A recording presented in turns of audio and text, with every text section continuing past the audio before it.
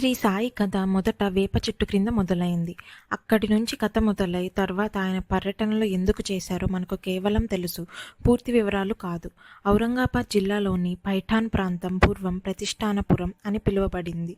అక్కడ జ్ఞానేశ్వర మహారాజ్, ఏకనాథుడు, సమర్థ రామదాస స్వామి వంటి గొప్ప మహానుభావులు వచ్చి ఉన్నారు. ఆ ప్రాంతం భక్తుల కోసం పవిత్రమైనది.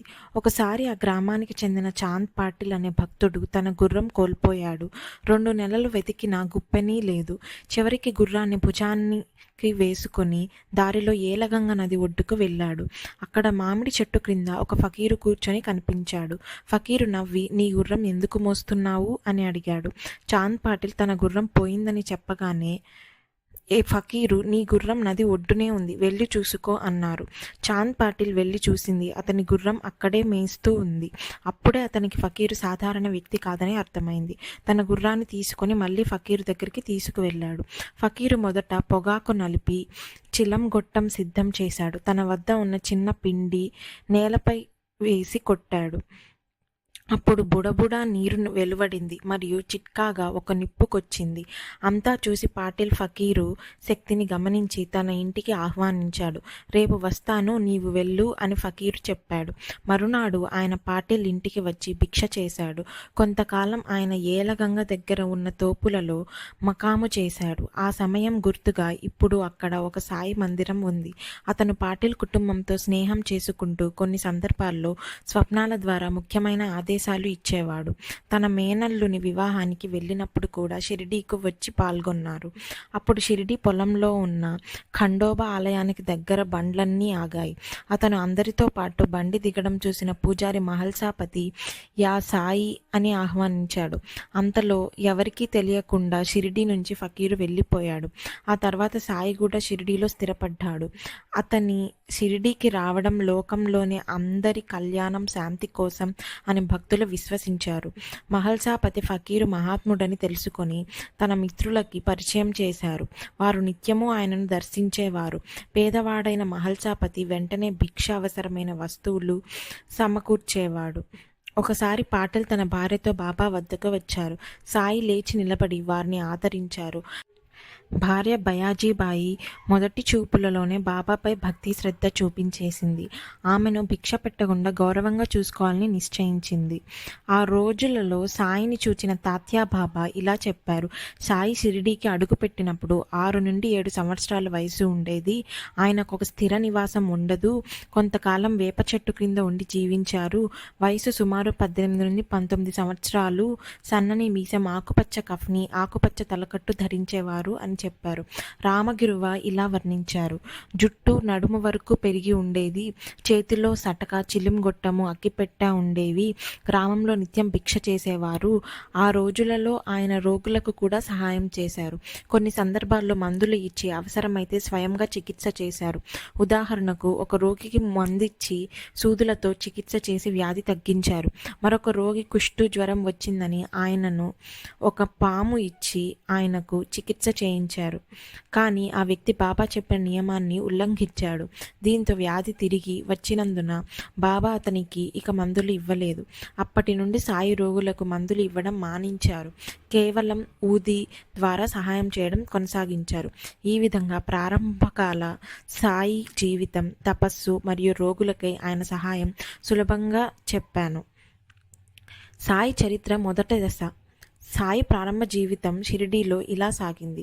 సాయి షిరిడీకి మొదట వచ్చినప్పుడు స్థిర నివాసం లేకుండా కొంతకాలం మసీదులో ఉన్నాడు. తరువాత వేప చెట్టు క్రింద మరలా మసీదులో గడిపారు. చిన్నప్పుడు తాత్యాబాబు పాటిల్ బైజాబాయి కుమారుడు వారితో మరియు కొంతమంది పిల్లలతో మసీదు దగ్గర ఎదురయ్యేవారు. సాయి చిన్న సన్నని మీసం, చేతిలో సట్క, చిలింగొట్టం, అగ్గిపెట్టుతో ఉండేవారు. భిక్ష కోసం రోజు గ్రామంలో తిరిగి భక్తుల దగ్గరికి వెళ్ళేవారు. అతని శక్తిని, మానసిక వైశిష్ట్యాన్ని ఇలా వివరించారు. రాత్రి సాయంత్రం ఫకీర్ల చావడి వద్ద పాడుతూ గజ్జలు కట్టుకొని నాట్యం చేసేవారు. అరబ్బీ, పార్సీ, కబీరు, తుకారాం వంటి భక్తి పాటలు పాడేవారు. తంబురం వలె చేతిలో ప్రక్కన పెట్టి నృత్యం చేయడం వల్ల ప్రేక్షకులు మంత్రముగా ఉంది. భక్తుల హృదయాల్లో శాంతి, ఆనందం ఏర్పడేది. సాయి కళలో తన వ్యక్తిగత వినోదం కోసం కాదు, భక్తులను ప్రేరేపించడానికి మాత్రమే ఉపయోగించేవారు.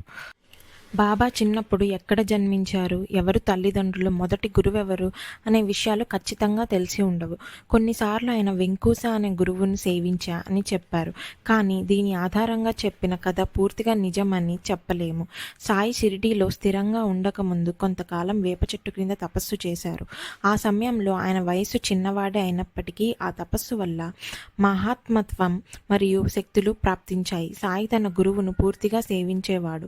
ఆహారం అందించడం, గుడ్డలు మార్చడం, స్థలాన్ని శుభ్రం చేయడం, కానీ ఆయన నుండి ఏదైనా మంత్రం లేదా ప్రత్యేక ఉపదేశం ఇవ్వలేదు. బాబా చిన్న సేవకు 2 కాసులు మాత్రమే ఇచ్చారు. ఒకటి నిష్ఠ, 2 సబూరి అని అంటే ధైర్యం, సహనం, సంతోషంతో చేసే సేవ. సాయి ఈ చిన్న సేవకు చాలా సంతోషించారు మరియు ఆశీర్వదించారు. నీవు ఇక్కడ ఉన్నా నీవు భయపడకు, నేను నీకు రక్షణ ఇస్తాను అని. ఆయనను సేవించడం, వారి ఆశీర్వాదం వల్లే సాయి షిరిడీలో స్థిరపడ్డారు మరియు ప్రజలకు దైవ అనుభవాలను ఇచ్చారు. సాయిబాబా చిన్న వయసులో తన గురువును రోషన్ అని పేర్కొన్నారు. ఆయన చెప్పారు, నేను నా గురువుని ఇక్కడ చావడిలో చూశాను. ఆయన ముఖం శాంతితో, భగవంతుని సంతృష్టితో నిండి ఉండేది. ఆ సన్నిధిలో నాకు ఆకలి, కష్టం అన్నీ తెలుసు. నేను 12 సంవత్సరాల పాటు ఆయనను సేవించాను అని.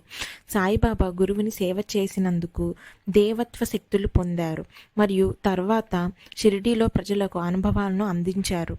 సాయి బాల్యకాలంలో వేప చెట్టు కింద తపస్సు చేసి తమ గురువుని పూర్తిగా సేవ చేశారు.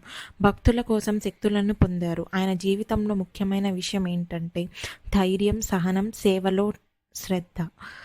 సాయిబాబా ఒకసారి తన గురు సేవను ఇలా వివరించారు. ఒకసారి నలుగురు కలిసి పవిత్ర గ్రంథాలు చదువుతూ చర్చ చేసుకున్నారు. ఒకరు మనమే మనల్ని ఉద్ధరించుకోవాలి అన్నారు. ఇంకొకరు ఆత్మే సత్యం, మనసు నియంత్రించిన వాడే ధన్యుడు అన్నారు. మూడవ వాడు ప్రపంచం అనిత్యం, నిరాకారమే సత్యం అన్నాడు. అప్పుడు సాయిబాబా ఇలా చెప్పారు, గ్రంథాలు చదవడం కంటే గురువుని దైవంగా భావించి మనస్సు, ధనం, ప్రాణాలు అన్నీ ఆయనకు అర్పించడమే నిజమైన మార్గం అని అన్నారు. అలా మాట్లాడుకుంటూ వారు అడవిలోకి వెళ్ళారు. దారిలో ఒక సాధారణ కూలివాడు కనిపించి, మీరు ఎక్కడికి వెళ్తున్నారు? ముందు కొంచెం విశ్రాంతి తీసుకొని అన్నం, నీరు తీసుకోండి అన్నాడు. కానీ మిగతా వారు అతడిని పట్టించుకోలేదు. దాంతో వారు దారి తప్పిపోయారు. చివరకు చాలా కష్టపడి తిరిగి వచ్చారు. మళ్ళీ అదే కూలివాడు ఎదురై ఇలా చెప్పాడు, మన తెలివిపైనే ఆధారపడితే దారి తప్పుతాం. మార్గదర్శి తప్పనిసరి. ఆకలితో, అశాంతితో జ్ఞానం రాదు, ఊరిమి కావాలి అని. ఆ మాటలు సాయిబాబా హృదయాన్ని తాకాయి. అతడు ఇచ్చిన అన్నం, నీటిని సాయి గౌరవంగా స్వీకరించారు.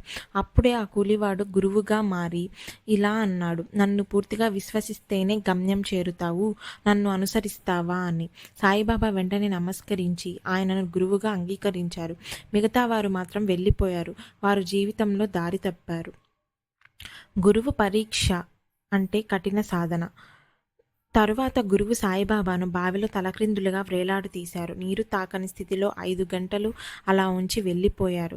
తిరిగి వచ్చి ఎలా ఉన్నావు అని అడిగితే సాయిబాబా నేను పరమానందంలో ఉన్నాను అన్నారు.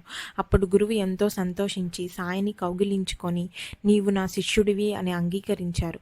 ఆ రోజు నుంచి సాయిబాబాకు తల్లిదండ్రులు, కోరికలు, ఇల్లు ఏవీ గుర్తు రాలేదు. గురువే ఆయన ధ్యానం, గురువే ఆయన లోకం.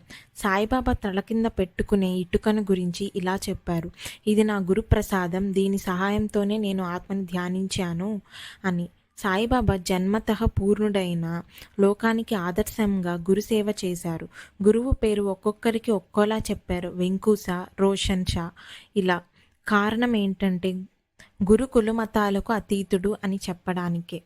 సాయిబాబా బోధన ఇదే. గ్రంథాల కంటే గురువు గొప్పవాడు, తెలివి కంటే వినయం గొప్పది, శ్రద్ధ, సబూరి అంటేనే ముక్తి. శ్రీ సాయిబాబా ఒకప్పుడు దేశం మొత్తం సంచరించిన చివరకు షిరిడీని మాత్రమే తన ప్రధాన స్థానంగా ఎంచుకున్నారు. ఆయన కొన్ని సందర్భాల్లో భక్తులతో చెప్పిన వివరాల ప్రకారం పత్రి, సేలు వంటి ఊర్లు ఆయనకు చిన్నప్పుడు ముఖ్యమైన స్థానాలు కాదు. షిరిడీ మరియు మరికొన్ని గ్రామాలు ఆయన యజమాని ప్రసాదం అందిన ప్రాంతాలుగా మాత్రమే ఉండేవి. ఆయన తరచూ చెప్పేవి, మళ్ళీ షిరిడీకి వచ్చాము ఎందుకంటే ఇక్కడే మా స్వస్థానం, ఇక్కడే పవిత్రత ఉంది అని.